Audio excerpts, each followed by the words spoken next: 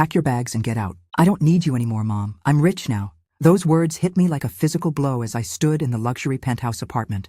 My son Marcus towering over me with a coldness in his eyes I had never seen before. My name is Helen Morrison. I'm 58 years old. And 3 days ago, my son became a multimillionaire and decided the first thing he needed to do with his newfound wealth was throw his mother out onto the street like garbage. But here's what he didn't know, what he couldn't have possibly known in his arrogance and his cruelty. 3 days later, he would be on his knees begging for my help, desperate and broken, needing the one thing his $33 million couldn't buy. And the choice I made in that moment changed both our lives forever. If you're watching this video right now, please hit that subscribe button and leave a comment telling me where you're watching from, because I need to know how far this story reaches. I need other mothers out there who have sacrificed everything for their children to know that they're not alone, that their pain is valid, and that sometimes the only way to save someone you love is to let them fall. This is my story, and it's a story about money, family, betrayal, and the hardest lesson I ever had to teach my son. Stay with me until the end, because what happened in those 3 days will shock you, and what I did about it might surprise you even more. Let me take you back to the beginning, to the day my world fell apart, and then, miraculously, came back together in a way I never could have imagined. It was a Tuesday morning, raining, the kind of cold October rain that seeps into your bones and makes you feel like the world is weeping. I was standing on the sidewalk outside the luxury building where my son lived, watching as 2 large men in suits carried my belongings out of the apartment and dropped them unceremoniously onto the wet pavement. My suitcases, my boxes of books, my small collection of photographs, everything I owned in the world was getting soaked in the rain while doormen and residents walked past, averting their eyes from my humiliation. I looked up at the building, up to the 10th floor, where I knew Marcus was standing at the window. I couldn't see him clearly through the rain and the distance, but I knew he was there. I had raised that boy, had given birth to him 32 years ago, and spent every day since then making sure he had everything he needed to succeed in life. And now he was watching me being thrown out like trash, and he didn't even have the decency to look away. Next to him, I could make out the silhouette of Natasha, his girlfriend, the woman who had spent the last 3 months systematically destroying the relationship between my son and me. Even from 10 stories down, I could sense her satisfaction, her triumph at finally getting rid of the mother-in-law she considered beneath her new station in life. But I'm getting ahead of myself. To understand how I ended up on that rainy sidewalk, you need to understand the 32 years that came before it, the sacrifices, the love, the endless work that went into raising my son after my husband died. My husband Richard died when Marcus was only 3 years old, killed in a car accident on his way home from work on an ordinary Wednesday evening. One moment I had a partner, a co-parent, someone to share the burden of raising a child. The next moment I was alone, a 26-year-old widow with a toddler and no idea how I was going to survive. But I did survive. More than that, I thrived because I had to. I had a son who needed me, who depended on me for everything, and I was determined that Richard's death would not rob Marcus of his future. I worked 2 jobs for the next 15 years. During the day, I was an accountant at a small firm downtown, crunching numbers and managing books for local businesses. The pay was modest but steady, and it came with health insurance, which was crucial for a single mother. At night, 3 evenings a week and every weekend, I waited tables at an Italian restaurant across town. I would finish my accounting work at 5, rush home to make sure Marcus had dinner and help him with his homework, then leave him with our neighbor Mrs. Chen while I worked the dinner shift until 11. I'd come home exhausted, check on my sleeping son, and then collapse into bed for a few hours before starting the whole routine over again. We lived in a small 2-bedroom apartment in a modest neighborhood, the kind of place where the buildings were old but clean, where neighbors looked out for each other, where kids could play in the courtyard without their parents worrying too much. I gave Marcus the bedroom, and I slept on a pull-out couch in the living room. He didn't know this until he was much older. I told him the bedroom was too big for me, that I preferred sleeping in the living room where I could watch my shows before bed. The truth was that I wanted him to have privacy, to have a space that was his own, to feel like he had stability, even though our circumstances were anything but stable. Every night after I tucked him into his bed in his room, I would unfold that lumpy couch and lie awake worrying about bills, about his future, about whether I was doing enough, being enough, giving enough. When Marcus was 8 years old, I made a decision that would shape the trajectory of his entire life. He was struggling in the public school system, not because he wasn't smart, he was brilliant, but because the classes were overcrowded and the teachers were overwhelmed. He wasn't being challenged, wasn't reaching his potential, and I could see him starting to disengage from learning. I researched private schools in the area and found one that had an excellent reputation, small class sizes, dedicated teachers, and a curriculum that would push Marcus to excel. The tuition was $18,000 a year. I made $32,000 at my accounting job and about $12,000 at the restaurant. After rent, utilities, food, and basic expenses, there was nothing left for an $18,000 a year school. So I sold my engagement ring. It was the only thing of real value that I owned, a beautiful vintage diamond that Richard had saved for months to buy, that he had presented to me on one knee in the park where we had our first date. It was appraised at $22,000, and I sold it to a jeweler for $18,000 cash. I didn't tell Marcus. I simply enrolled him in the private school, told him I had been saving up, and watched as his whole world opened up. Within a year, he was at the top of his class. Within 2 years, he was winning academic competitions. By the time he graduated 8th grade, he had scholarship offers from prestigious high schools across the state. My ring was gone, but my son had a future. The sacrifices continued through high school and beyond. Marcus was accepted to an elite private high school with a partial scholarship that covered 60% of tuition. I worked extra shifts at the restaurant to cover the rest. When he was 16, I took out a loan to buy him a used car so he could drive himself to school and to his various extracurricular activities. It wasn't a luxury, it was a necessity, because my work schedule made it impossible for me to drive him everywhere he needed to go. When he was accepted to a prestigious business school for college, one of the top programs in the country, the scholarship covered only half of the costs. The rest, nearly $30,000 a year for 4 years, came from a combination of student loans in my name and money I borrowed from my retirement account. Marcus graduated at the top of his class with a degree in business and a head full of ambitious dreams. He wanted to start his own consulting firm, wanted to be an entrepreneur, wanted to build something from the ground up. He had the education, the intelligence, and the drive, but he didn't have capital. So I mortgaged my small condo, the modest 2-bedroom place I had managed to buy after years of renting, and I gave him $50,000 to start his business. I didn't hesitate. He was my son, he was chasing his dreams, and I would have done anything to help him succeed. I told him it wasn't a loan, it was an investment in his future, and I meant it. I never expected him to pay me back. I only expected him to remember that I had been there when he needed me. The business struggled at first, as most startups do. There were months when Marcus couldn't make payroll, when clients backed out of contracts, when it seemed like the whole venture might collapse. Each time, I was there with money I didn't have and emotional support he desperately needed. Over the next 5 years, I gave him another $30,000 in various increments, money scraped together from tax refunds, from overtime at work, from the meager savings I had left. I also gave him something more valuable than money, my expertise. I had been an accountant for decades by this point, and I knew how to manage books, how to track expenses, how to prepare for audits and tax season. I became his unpaid bookkeeper, spending my evenings after my own work organizing his financial records, making sure every receipt was categorized, every expense properly documented. Marcus lived with me until he was 28 years old. At first it made sense. He was building a business and needed to save money for operational costs rather than wasting it on rent. I was happy to have him home, happy to cook his meals and do his laundry, and make sure he was taking care of himself while he worked 16-hour days trying to make his company successful. But somewhere around year 3 or 4, something shifted. He stopped saying thank you when I made him dinner. He stopped asking if I needed help with household chores and started simply expecting that everything would be done for him. He stopped treating me like his mother who was helping him and started treating me like staff who worked for him. I noticed, but I didn't say anything. I told myself he was just stressed, just focused on the business, that once things stabilized, he would go back to being the grateful, loving son I had raised. Then Marcus met Natasha, and everything changed in ways I couldn't have predicted. He was 29 years old, his business was finally starting to gain traction, and he met her at some networking event for young professionals. Natasha was 26, tall and polished with perfectly styled hair and a wardrobe that screamed expensive. She worked as a social media manager for a boutique marketing firm, though from what I could tell, she spent more time taking selfies than actually managing anything. She had that particular brand of ambition that wasn't about building something or creating value, but about attaching herself to someone who was going somewhere and riding their coattails to success. And she had identified my son as her ticket to the lifestyle she craved. The first time Marcus brought Natasha home for dinner, I knew we were going to have problems.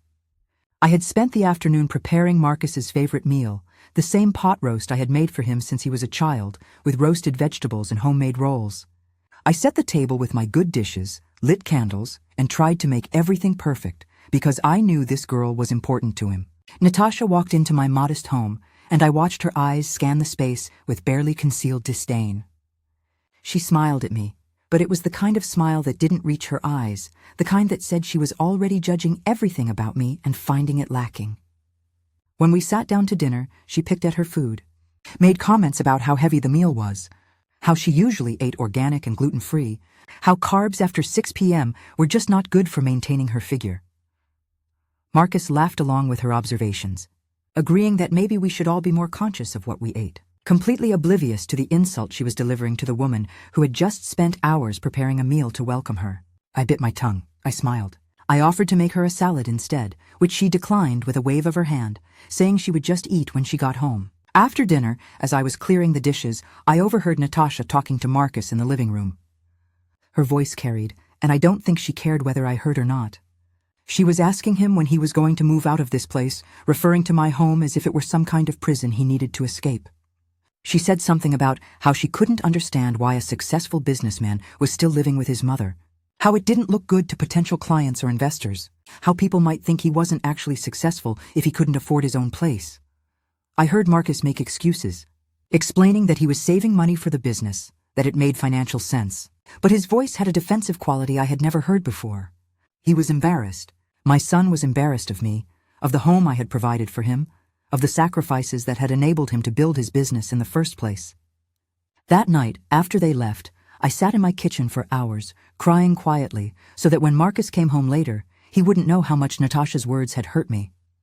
I told myself it was just one dinner, that maybe she had been nervous, that first impressions weren't everything. I was wrong. That first dinner set the tone for the entire relationship, and with every passing week, Natasha's attitude toward me became more openly contemptuous. Within 3 months of dating Natasha, Marcus's entire personality seemed to change. He started dressing differently, wearing expensive suits and designer shoes that I knew he couldn't really afford, spending money on appearances rather than investing it back into the business as he had always done before. He started talking differently too, using business jargon and name-dropping people he had met through Natasha's social circle, people who came from money and moved in circles far above our modest origins. He stopped eating dinner with me most nights, saying he had business dinners or networking events, though I suspected many of these were just dinners with Natasha and her friends. When he was home, he was distracted, always on his phone, barely acknowledging my presence unless he needed something. The worst part was watching him become ashamed of where he came from. One evening, about 6 months into his relationship with Natasha, I overheard him on the phone with someone from his business circle. They were arranging a dinner meeting, and the person asked if they should pick Marcus up from his place. I heard my son say that he was temporarily staying at his mother's place while his condo was being renovated. A complete lie. He didn't have a condo. He had never had a condo. But he couldn't admit to his new wealthy friends that he lived with his mother in a modest 2-bedroom home, that his mother slept on a pull-out couch so he could have the bedroom, that everything he had achieved had been built on the foundation of my sacrifices. He had rewritten our history to make himself more palatable to people who would judge him for his humble beginnings. Then came the breakthrough that would change everything. Marcus's consulting firm had been steadily growing, landing bigger clients, building a reputation for innovative solutions to complex business problems. Then, when Marcus was 31 years old, his company landed a massive contract with a Fortune 500 corporation, a multi-year deal worth millions of dollars. Suddenly, his small consulting firm was being valued at $40 million. Private equity firms started circling, interested in buying the company, seeing its potential for scale and growth. Marcus was being courted by investors, being flown to meetings in New York and San Francisco, being treated like the next big thing in the business world. And through it all, Natasha was by his side, basking in the reflected glow of his success, already spending money he hadn't even made yet. When Marcus accepted an offer to sell his company for $33 million, I was genuinely happy for him. All those years of struggle, all those nights he had worked until dawn, all the setbacks and disappointments, they had finally paid off. My son was a multimillionaire at 32 years old. I didn't expect anything from him except maybe a thank you. An acknowledgement that I had been there from the beginning, that I had believed in him when nobody else did. That I had quite literally invested everything I had into making his dream possible. I calculated once, late at night after he told me about the sale, that I had given him approximately $98,000 over the years. The ring, the loans, the mortgage on my condo, the countless smaller amounts that added up over time. $98,000 that I would never see again, money that had come from my retirement savings, from my security, from my future. But I didn't care about the money, not really. I cared about being seen, being acknowledged, being treated with the respect that any mother deserves from the child she sacrificed everything for. Instead, what I got was Natasha's vision of their new life, a vision that very clearly did not include me in any meaningful way. The first thing Marcus did with his newfound wealth was buy a penthouse apartment in the most exclusive building downtown, a stunning space with floor-to-ceiling windows overlooking the city, 4 bedrooms, 3 bathrooms, a gourmet kitchen with appliances that cost more than my car. He bought Natasha a Mercedes, a sleek silver thing that cost over $80,000. He bought her jewelry, designer clothes, took her on a vacation to the Maldives that cost $50,000 for a week. And for me, nothing. Not a thank you. Not a repayment of even a fraction of what I had given him. Just silence and distance. I should have seen what was coming, but love makes you blind, especially a mother's love. When Marcus called me one evening, about 2 weeks after the sale of his company had been finalized, and asked if I would like to move in with him and Natasha, I was cautiously optimistic. He said they had all this space in the new penthouse, that there was a guest room that would be perfect for me, that it didn't make sense for me to keep paying rent on my place when they had so much room. He made it sound like he was doing me a favor, and I suppose in a way he was. My condo was still mortgaged. I was still working 2 jobs at 58 years old because I had given all my savings to him. And the prospect of living somewhere nicer, of being close to my son, of maybe rebuilding the relationship that had become so strained, it was appealing. So I sold my condo. After the mortgage was paid off and the real estate fees were deducted, I walked away with $15,000. $15,000 was all I had to show for decades of work, of sacrifice, of building a life. I packed up my belongings, said goodbye to the neighbors who had become friends over the years, and moved into the guest room of my son's penthouse apartment. For the first week, things were almost pleasant. Marcus was polite, Natasha was civil, and I tried to stay out of their way, to be the perfect houseguest who didn't impose or make demands. I cooked occasionally when they were both at work, left meals in the refrigerator for them. I kept my room immaculate, did my own laundry, tried to be invisible unless they specifically sought out my company. But by the second week, the dynamic began to shift in ways that made me deeply uncomfortable. Natasha started asking me to do small things, little favors that seemed reasonable in isolation, but that together formed a pattern. Could I pick up her dry cleaning since I was going out anyway? Could I stop by the grocery store and grab a few things? Could I tidy up the living room since they were having friends over? Each request came with a sweet smile and a thank you, but there was an expectation underneath, an assumption that of course I would do these things because what else did I have to do with my time? I was living in their home, rent-free, after all. The least I could do was pitch in, help out, make myself useful. By the 3rd week, the pretense of requests had disappeared entirely.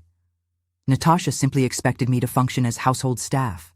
She would leave dishes in the sink for me to wash. She would drop her clothes on the bathroom floor expecting me to pick them up. She would make elaborate plans for dinner parties and then inform me, not ask me, that I would be preparing the meal. And Marcus, my son who I had raised to be respectful and kind, said nothing. He watched as his girlfriend turned his mother into a servant, and he remained silent, complicit in my humiliation. When I tried to talk to him about it, tried to gently suggest that maybe I was being taken advantage of, he got defensive. He said I was being overly sensitive, that Natasha was just trying to make me feel included, that helping out around the house was a normal thing for family members to do. The worst moment came on my 58th birthday, a day that Marcus forgot entirely. I woke up that morning with a small hope in my heart, thinking that maybe, despite everything, my son would remember the day I was born, the day I became a mother, the day that changed my entire life and set me on the path of endless sacrifice for him. I made breakfast for myself, waited in the kitchen, thinking perhaps he would come out with a card or at least a verbal acknowledgement. Instead, Marcus rushed through, grabbed a coffee, and headed out the door without even looking at me. Natasha emerged an hour later, walked past me without a word, and left for her hair appointment. I sat, in that enormous penthouse, surrounded by luxury that my money had helped create, and spent my birthday completely alone and forgotten. When Marcus came home that evening, I mentioned quietly that it had been my birthday. He looked genuinely surprised, then guilty, then defensive in rapid succession. He said he had been so busy with finalizing some investment deals that it had completely slipped his mind that we would celebrate later, that I understood how hectic things were for him right now. "We'll do something special next week," he promised, looking at me with those eyes that used to be filled with love and gratitude, but now held only distraction and mild irritation. Next week came and went. We never celebrated. He never mentioned it again, and I didn't bring it up because I didn't want to seem like I was begging for attention from my own son. The breaking point came 3 months after I moved in, on an evening that started like any other in that strange new life I was living. Natasha had informed me that morning that she and Marcus were having an important dinner at home with some potential investors, that she needed me to prepare something impressive, something that would make them look sophisticated and successful. She gave me a list of dishes, all elaborate and time-consuming, and a budget of $500 for ingredients. I spent the entire day shopping and cooking, preparing a 3-course meal that would have been appropriate for a 5-star restaurant. The dining room table was set with their expensive china. Candles were lit, fresh flowers arranged in crystal vases. Everything was perfect. Marcus and Natasha were supposed to be home at 7. The food was timed to be ready at 7:15, allowing for cocktails and appetizers before the main course. 7 o'clock came and went. 7:30, 8 o'clock. I kept the food warm, adjusting temperatures, trying to keep everything from drying out or overcooking. I texted Marcus asking what time he would be home. No response. I called. It went to voicemail. By 8:30, I was frantic, worried that something had happened to them. By 9 o'clock, when they finally walked through the door, I was relieved to see they were safe, but also hurt and frustrated that they hadn't communicated with me at all. Natasha walked into the dining room, took one look at the food that had been sitting for nearly 2 hours, and her face twisted with disgust. "This is disgusting," she said, her voice sharp and cold. "Why can't you cook properly?" I felt my face flush with embarrassment and anger. I explained that I had been keeping it warm for 2 hours, that they were supposed to be home at 7, that they hadn't called or texted to let me know they would be late. Natasha cut me off. "We don't need to report our schedule to you," she snapped. "You're living here for free. The least you can do is have a decent meal ready whenever we arrive home." I looked at Marcus, waiting for him to defend me, to explain to his girlfriend that you can't expect a home-cooked meal to stay perfect for hours, that they should have communicated their change in plans. Instead, he sided with her. "Mom, Natasha's right," Marcus said. And those 3 words broke something fundamental inside me. "The food isn't great. Maybe you should take some cooking classes or something." I stared at my son, this man I had raised, from infancy, who had eaten my cooking every day of his childhood, who had always said my meals were the best he had ever tasted. "I raised you on my cooking," I said quietly, my voice trembling. "You loved it then." "That was poverty food," Natasha interjected, her voice dripping with contempt. "Marcus deserves better now." The words hung in the air between us. Poverty food. As if the meals I had made with love and limited resources, the meals that had nourished my son and helped him grow strong and healthy, were somehow shameful now that he had money. I felt something shift inside me in that moment, something fundamental and irreversible. I looked at Marcus, really looked at him, and saw a stranger wearing my son's face. "I think I should move out," I said calmly, with a clarity I hadn't felt in months. "This isn't working." Marcus's face showed annoyance rather than concern.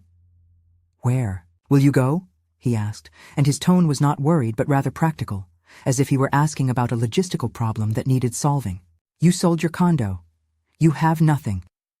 The cruelty of that statement, the casual way he dismissed my entire life as nothing, it took my breath away. "I have $15,000 from the sale," I replied. "I'll find an apartment. I'll figure it out." "I always have." Natasha laughed, actually laughed at me. "What savings? The $15,000 from your condo? That'll last what, 3 months in this city? Then what? You'll be homeless." I met her eyes, this woman who had systematically destroyed my relationship with my son, who had convinced him that his mother was an embarrassment, a burden, something to be hidden away or used as free labor. I'll figure it out, I repeated. I've survived worse than this. Marcus stood up, his face flushed with anger. You know what, Mom? You're right. This isn't working. You make Natasha uncomfortable. You're always here, always hovering, always making everything about you. The accusations were so absurd, so divorced from reality, that I actually laughed. I make everything about me. I'm the one cooking and cleaning and doing everything around this house while you two go out and spend money. I'm the one who has been invisible for 3 months, trying not to bother you, trying to stay out of your way. But Marcus wasn't listening. He had made up his mind, or more accurately, Natasha had made it up for him.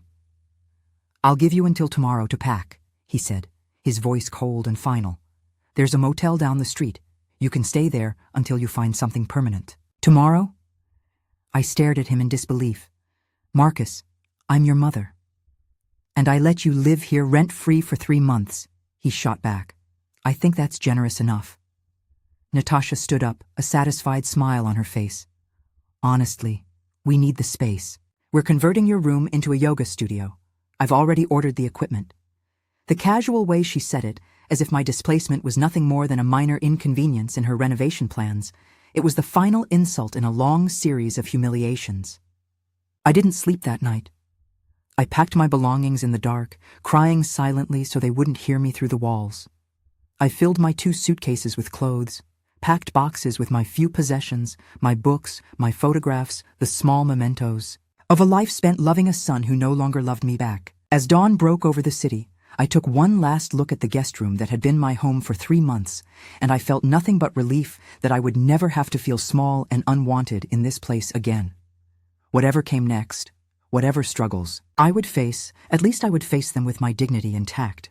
At least I would no longer have to watch my son pretend I didn't exist, except when he needed something from me. The next morning, at precisely 10 o'clock, there was a knock on the guest room door. I opened it to find 2 large men in suits, professional movers that Marcus had hired to ensure I left on schedule. These gentlemen will help you with your belongings, Marcus said from behind them, not even having the courage to face me alone. He was dressed in an expensive suit, probably heading to some business meeting, treating my eviction like just another item on his morning agenda. I looked past the movers at my son, searching his face for any sign of remorse, any indication that the boy I had raised still existed somewhere inside this cold stranger. I saw nothing but impatience and a desire to have this unpleasant task completed so he could move on with his day. I didn't argue. I didn't beg. I simply gathered my dignity around me like a cloak and allowed the movers to carry my suitcases and boxes to the elevator. As we rode down from the 10th floor, I could feel the doorman's eyes on me, sense his embarrassment at witnessing this scene. He had always been kind to me, had always held the door and asked how my day was going. Now he looked away, unable to meet my eyes, and I understood that he had probably seen this kind of thing before, had watched other inconvenient family members being ejected from the building when they were no longer useful to the wealthy residents. When we reached the lobby, I saw Marcus waiting by the door. He held out an envelope, and for a brief moment I thought perhaps he was going to apologize, to tell me this had all been a mistake, to beg me to come back upstairs. Instead, he handed me the envelope and said, "Here's $5,000. That should help you get started." I took the envelope, opened it, and saw the cash inside. $5,000? I looked up at my son, this man who had just sold his company for $33 million, who was handing his mother $5,000 like it was generous compensation for a lifetime of sacrifice. "You think $5,000 makes up for the $98,000 I invested in you?" I asked quietly, and I saw his face flush with anger at the mention of money. "That wasn't an investment," he said sharply. "That was your job as a mother. You don't get to hold that over my head. I don't owe you anything for doing what you were supposed to do." The words landed like physical blows. Your job as a mother, as if loving him, sacrificing for him, giving him every opportunity I never had. As if all of that was simply my obligation, something he was entitled to without gratitude or reciprocation. I stood there on the sidewalk as the movers piled my belongings around me, and I watched my son turn and walk back into the building without looking back. The rain started then, a cold October drizzle that quickly intensified into a downpour. I called a taxi and made multiple trips to transport my things to the motel Marcus had mentioned, a budget place that charged $45 a night and smelled of cigarette smoke and desperation. The room was small and dingy, with a sagging bed and a television that only got half the channels. The highway noise was constant, making it impossible to think clearly, to process what had just happened to me. I sat on the edge of that bed, looked at the $5,000 in cash, and for the first time since my husband died 30 years ago, I felt completely and utterly alone in the world. But I wasn't alone, not really. I had something Marcus didn't know about, something I had forgotten about myself until that night when I began unpacking my important documents. At the bottom of my box of papers, I found a folder I hadn't looked at in years, a folder containing the original business partnership papers for Marcus's company. 8 years ago, when he was first starting his consulting firm, he had needed a co-founder on paper to qualify for certain business licenses and tax benefits. He had asked me to be his partner, had told me it was just a formality, just paperwork that would help him get started. I had signed the documents he put in front of me, thinking nothing of it, just happy to help my son in any way I could. I had completely forgotten about those papers until that moment in the motel room when I pulled them out and really looked at them for the first time in years. According to the partnership agreement I held in my hands, I owned 25% equity in Marcus's company, 25% of a company he had just sold for $33 million. I sat on that motel bed, staring at the papers with trembling hands, doing the math in my head. 25% of $33 million was $8.25 million. $8 million that legally belonged to me, that Marcus had never bought out, had never even mentioned when he sold the company. He had committed fraud, plain and simple, by selling a company without informing his equity partner, without giving me the opportunity to approve the sale or receive my share of the proceeds. I looked through the rest of the documents in that folder and found more evidence of what I was owed. Promissory notes for the loans I had given him over the years, each one signed and notarized, each one stating clearly that the money would be repaid with interest. Text messages I had printed out and saved where Marcus promised he would take care of me, where he said he would pay back every penny once the business was successful, where he swore he would never forget everything I had done for him. The next morning, I called James Patterson, an attorney who had been my late husband's best friend and who had always told me to reach out if I ever needed legal help. James was 65 now, semi-retired, but he agreed to meet with me at his office as a favor to Richard's memory. I brought my folder of documents, spread them out on his conference table, and watched his eyes widen as he reviewed everything. "Helen," he said slowly, "do you understand what you have here?" I shook my head, not trusting myself to speak. James picked up the partnership papers, examined them carefully, checked the signatures and dates. "This is a legally binding equity partnership," he explained. "Your son sold a company without buying out your stake. That's fraud. You're entitled to 25% of that sale price, plus damages for the deception. That's over $8 million, Helen, plus the $98,000 in documented loans with interest, plus potential damages for elder financial abuse." I felt dizzy, overwhelmed by the magnitude of what James was telling me. "I don't want his money," I said, and I meant it. "I just want him to understand what he did. I want him to see that you can't treat people this way, especially not your own mother." James leaned forward, his expression serious. "Helen, this isn't about money. This is about justice. This is about holding someone accountable for their actions. If you let this go, Marcus learns that he can abuse people without consequences. Is that the lesson you want to teach your son?" I thought about that for a long moment. I thought about Marcus throwing me out onto the street, about Natasha's cruelty, about my son telling me that my sacrifices were just my job as a mother. James was right. This wasn't about money. It was about teaching my son a lesson he should have learned long ago, that actions have consequences, that you can't use people and discard them without facing justice. But even as James prepared to file paperwork, even as he explained the legal process and the timeline for freezing Marcus's assets, I found myself hesitating. This was still my son, the baby I had held in my arms, the child I had read bedtime stories to, the young man I had believed in when no one else did. "Give me 72 hours, I told James. "If he doesn't come to his senses in 3 days, we'll file everything. But I need to know that I tried one more time to reach him, to see if there's any part of the boy I raised still left inside that stranger." James looked skeptical, but agreed to wait. He handed me copies of all the documents, told me to keep the originals in a safe place, and warned me that Marcus would likely become very hostile once he realized what I was holding. "Be careful, Helen," he said as I left his office. "People do terrible things when large amounts of money are at stake." I went back to my motel room and did something I hadn't done in months.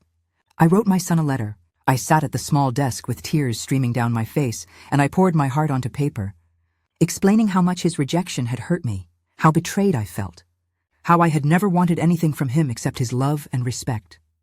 I wrote about the nights I had gone without dinner so he could eat, I wrote about selling my engagement ring, about sleeping on a pull-out couch for years, about working 2 jobs until my body ached. I wrote about how proud I had been of him, how much joy his success had brought me, how all I had ever wanted was to be part of his life. And then I explained what I had found in my documents, the partnership papers, the promissory notes, the evidence of everything he owed me. I told him I didn't want the money, but I needed him to acknowledge what he had done, to understand that love without respect is meaningless, that gratitude is not optional when someone has given you everything. I sealed the letter in an envelope, but I never sent it. Something stopped me, some instinct that told me words on paper wouldn't reach him, that nothing would change Marcus's heart until he had no other choice. The first day after my eviction, I spent mostly alone in that motel room, trying to figure out what came next. I called my employer, told them I needed a few personal days, and began searching for apartments I could afford on my modest salary. The options were depressing: small studios in dangerous neighborhoods, places with mold and broken appliances where the landlords demanded first month, last month, and a security deposit that would wipe out most of my $5,000. I was 58 years old, starting over from nothing, and the unfairness of it threatened to crush me. Meanwhile, according to his social media posts that I couldn't stop myself from checking, Marcus was celebrating. He and Natasha were at expensive restaurants, posting pictures of champagne and caviar. They were shopping on Fifth Avenue, Natasha showing off shopping bags from Gucci and Prada. They were living the high life, and based on the captions Marcus wrote, he felt absolutely no remorse about what he had done to me. On the second day, I saw that Marcus was throwing a party at the Penthouse. The invitation list visible on his social media included over 50 people, all the new wealthy friends he had accumulated, all the people he was trying to impress with his success. I saw photos from the party posted throughout the evening, saw the elaborate catering, the bottles of expensive wine, the perfectly dressed guests filling the space where I had lived just days before. One photo showed Natasha in what was formerly my guest room, now completely transformed into a yoga studio with hardwood floors and mirrors and expensive equipment. The caption read, "Namaste in my new Zen space," with a dozen heart emojis. I stared at that photo for a long time, at the casual cruelty of it, at how quickly they had erased any evidence that I had ever existed in their lives. In the comments, someone asked where Marcus's mother was, and he responded that I was doing my own thing, that it was time for everyone to grow up and have their own lives. He made it sound like I had chosen to leave, like this was some natural separation, rather than me being thrown out like garbage. That same night, at 2 a.m, my phone rang. I was asleep, or trying to sleep despite the highway noise, and the shrill ring jolted me awake in panic. I grabbed the phone, saw Marcus's name on the screen, and my first thought was that something terrible had happened. "Mom?" His voice came through the phone, and he sounded strange, stressed in a way I hadn't heard in years. "I need you to call me back. It's important." I sat up in bed, my heart pounding. "What's wrong? Are you hurt?" "No, it's not me," he said quickly. "It's Natasha's mother. She had a heart attack. We're at the hospital." "It's bad, Mom. Really bad." I felt a complicated mix of emotions. Concern for a woman I barely knew, confusion about why Marcus was calling me, and underneath it all, a flicker of something that felt uncomfortably like vindication. "I'm sorry to hear that," I said carefully. "Is there something I can do?" "The hospital is saying she needs emergency surgery," Marcus continued, his words tumbling out rapidly. "Something about an experimental procedure. The insurance won't cover it. We need to make medical decisions, and Natasha is too. Upset to think clearly, and her brother is overseas and can't get here for 2 days. And the doctors are saying they need someone who understands medical procedures and insurance. And I thought of you because you worked in medical billing for years, and I know you understand this stuff. And we really need your help right now." The desperation in his voice was palpable. 3 days ago, he had told me he didn't need me anymore, that I was a burden he was happy to be rid of. Now he needed me, needed my expertise, needed the very skills and experience he had dismissed as worthless. I could have said no. I could have told him to figure it out himself, to use some of his $33 million to hire someone to help him. But a woman's life was at stake, and despite everything, I wasn't cruel. "I'll come to the hospital," I said. "Text me which one." I heard the relief in his voice when he thanked me, but he didn't apologize, didn't acknowledge the irony of calling me just 3 days after throwing me out. I got dressed, called a taxi, and headed to the hospital. When I arrived, I found Marcus in the waiting room looking haggard and scared. Natasha was there too, her perfect makeup streaked with tears, her carefully styled hair disheveled. She looked up when I walked in, and for a moment I saw something flash across her face, shame perhaps, or embarrassment, but it was quickly replaced by desperation. Please help us, she said. And those 3 words from the woman who had called my cooking poverty food almost made me turn around and walk out. But I didn't. I went to the nurse's station, asked to speak with the attending physician, and used every bit of knowledge I had gained from years of working with medical insurance to understand what was happening. Natasha's mother needed a complex cardiac procedure that would cost $180,000. The insurance company was refusing to cover it, claiming it was experimental and not medically necessary, despite the doctor's insistence that it was the only way to save her life. I spent 2 hours on the phone with insurance representatives, pulling up policy documents on my phone, citing specific clauses and regulations, arguing with supervisors until I finally got them to agree to a partial coverage that would reduce the out-of-pocket cost to $40,000. Then I worked with the hospital's financial services department to set up a payment plan and helped Natasha fill out the medical power of attorney, forms that would allow the surgery to proceed immediately rather than waiting for her brother to arrive from overseas. By the time everything was arranged and the surgery was underway, it was 6 in the morning and I was exhausted. Marcus and Natasha were in the waiting room when I finished.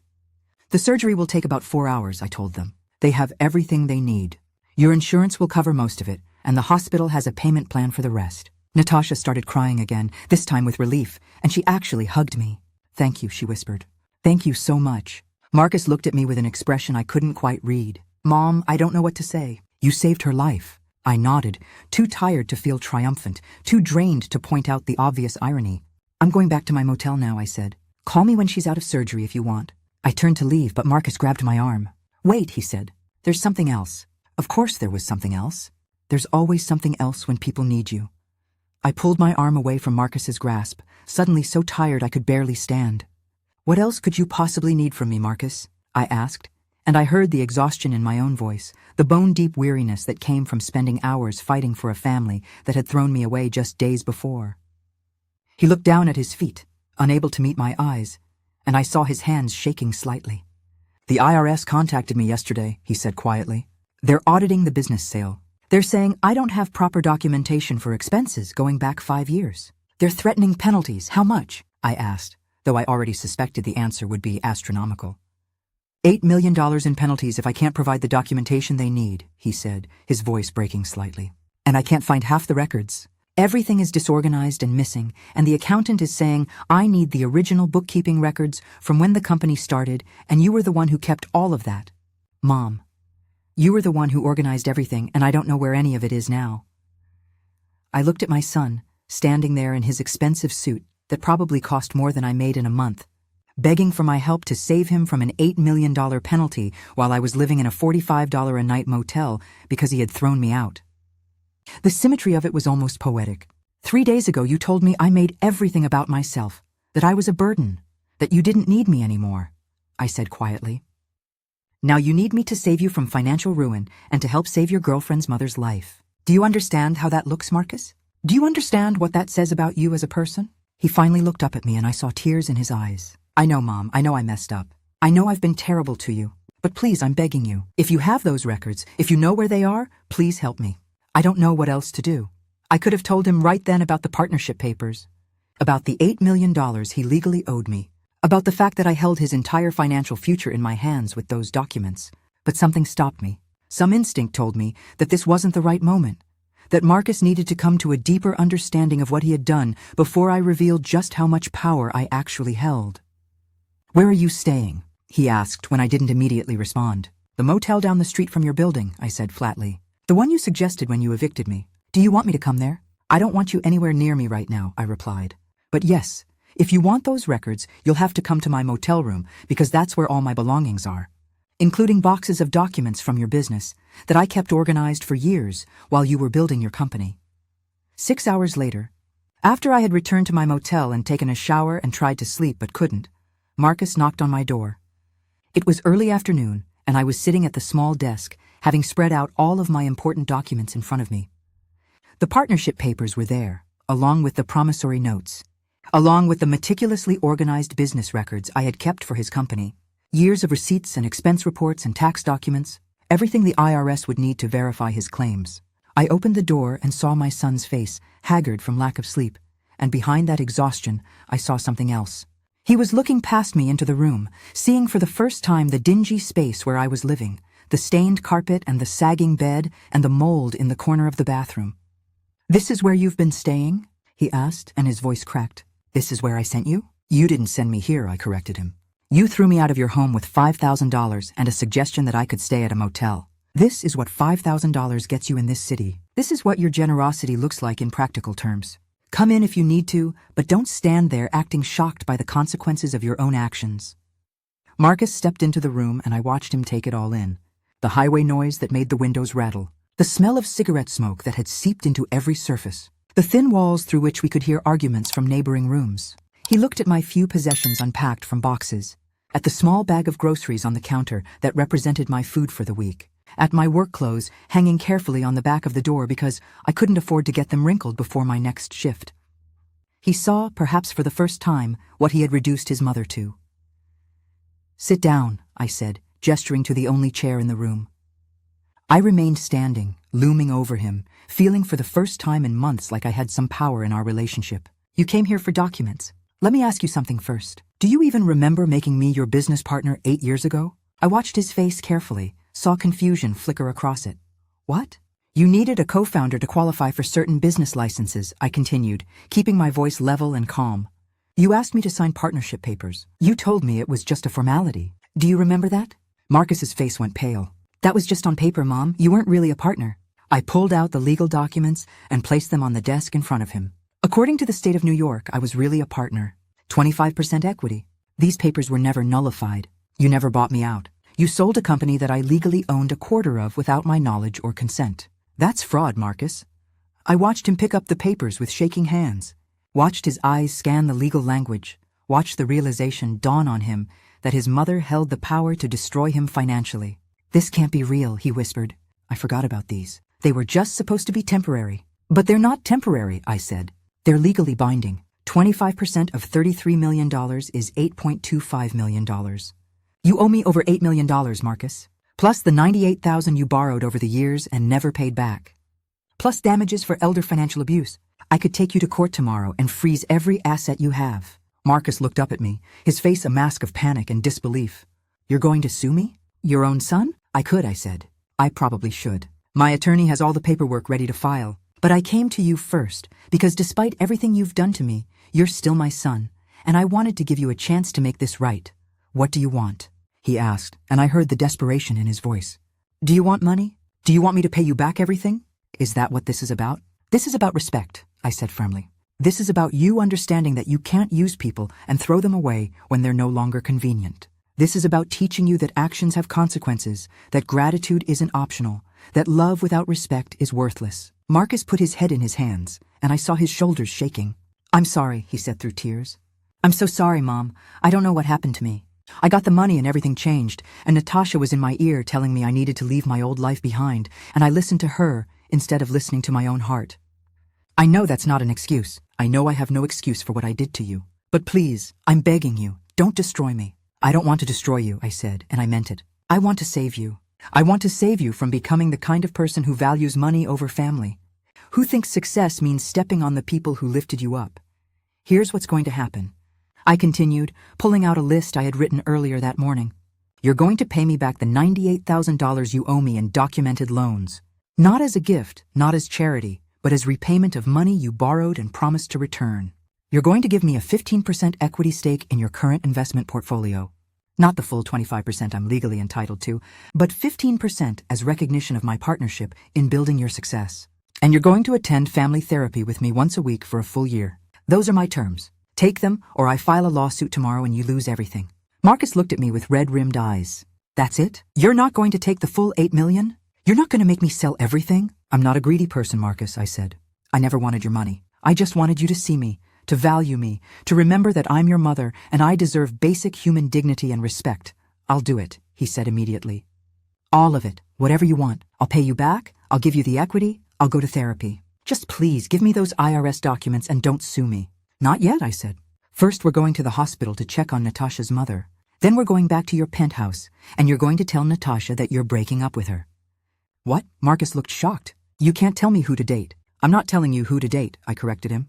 "I'm telling you that if you want my help, if you want those documents that will save you from financial ruin, then you need to prove to me that you're serious about changing. Natasha has been poisoning your mind against me for months. She convinced you to throw out your own mother. She called my cooking poverty food.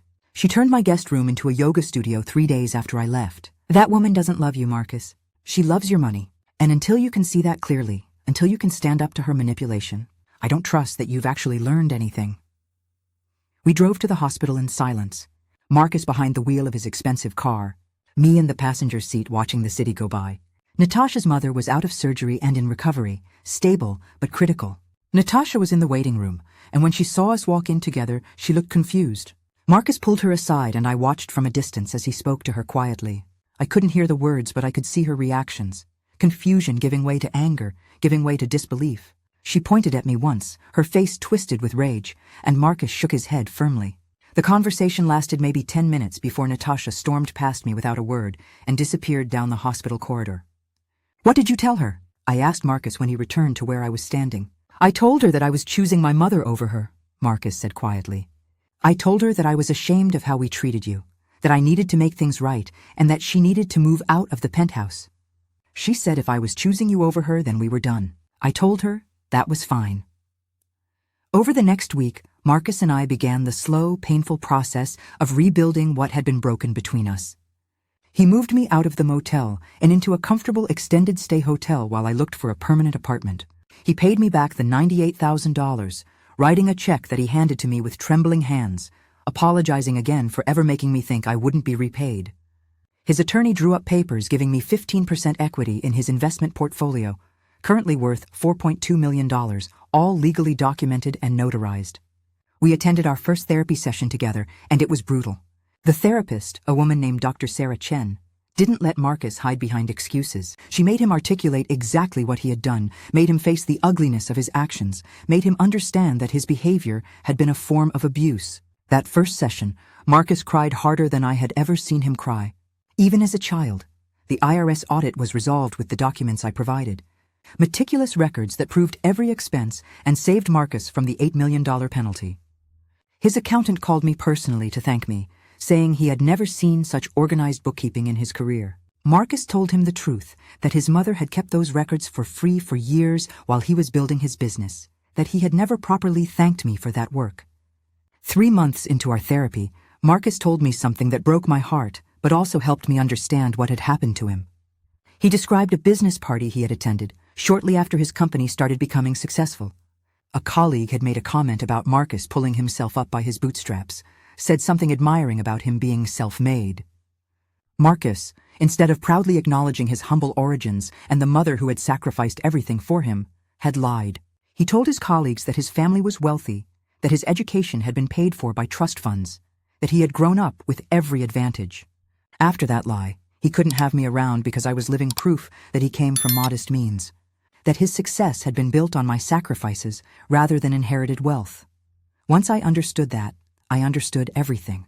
Marcus hadn't rejected me because he didn't love me.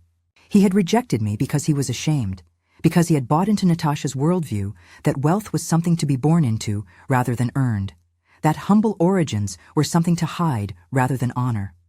The therapy helped him see how toxic that mindset was, how it had poisoned his relationship with the one person who had loved him unconditionally. 6 months after everything fell apart, Marcus and I had Sunday dinners together every week, a tradition we slowly rebuilt. He cooked for me, insisting that after decades of me cooking for him, it was his turn to take care of me. The meals weren't always perfect, but they were made with love and genuine gratitude, and that made them taste better than anything I had eaten in years.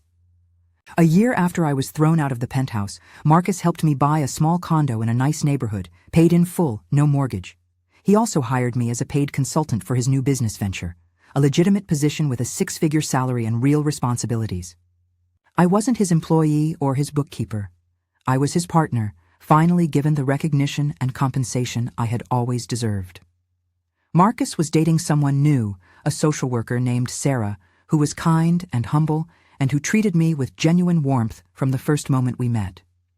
When I asked Marcus what he had learned from dating Natasha, he said he had learned that someone's true character shows in how they treat people who can't do anything for them, and that Natasha had failed that test every single day.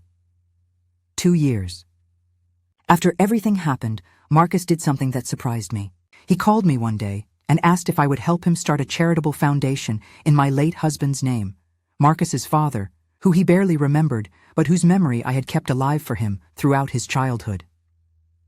The foundation's mission was to support single parents who were working multiple jobs to put their children through college, providing scholarships and support services to families like ours had been. Marcus funded it with $5 million. I became the co-chair of the foundation, and we gave our first scholarship to a single mother of 3 who was working as a nurse by day and a waitress by night to pay for her eldest son's business school tuition. When I met her and heard her story, I saw myself 30 years ago, exhausted but determined, sacrificing everything because that's what love looks like. I told her that her sacrifices were seen and valued, and I gave her our foundation's first check for $50,000. The look on her face, the tears streaming down her cheeks, the way she kept saying thank you over and over, it was healing for me in ways I hadn't expected. Marcus stood beside me at that moment and squeezed my hand, and I knew he finally understood what I had tried to teach him. That money is just paper, but love and sacrifice and family, those are the things that give life meaning. 3 days was how long it took for my son to realize he needed me. But 2 years was how long it took to rebuild the trust that had been shattered. And that's the real lesson here, that relationships aren't healed in a moment. They're healed in the daily choice to show up, to do better, to remember what matters most. If you're watching this and you've experienced something similar, if you've been pushed aside by family members who forgot where they came from, if you've sacrificed everything only to be treated like you're worthless, I want you to know something. Your worth is not determined by how others treat you. Your sacrifices were real and meaningful, even if they're not acknowledged. And sometimes, the greatest act of love is setting boundaries, demanding respect, and letting people face the consequences of their choices. I could have destroyed my son financially. I could have taken him to court and claimed everything I was legally entitled to. But that's not what I wanted. I wanted him to become the man I had raised him to be, the man I knew was still inside. Him underneath the greed and the shame and the toxic influence of people who didn't have his best interests at heart. Sometimes the hardest part of loving someone is letting them fall so they can learn to stand back up with integrity. My son got $33 million and threw me out thinking he didn't need me anymore.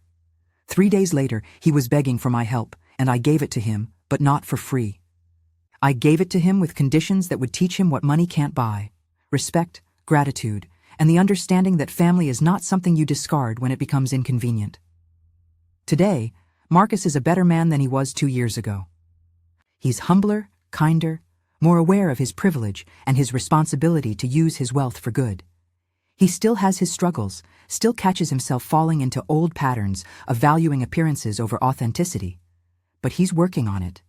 And more importantly, he's working on our relationship, showing up every week, having the hard conversations, proving through his actions that he understands what he almost lost. Money can disappear overnight.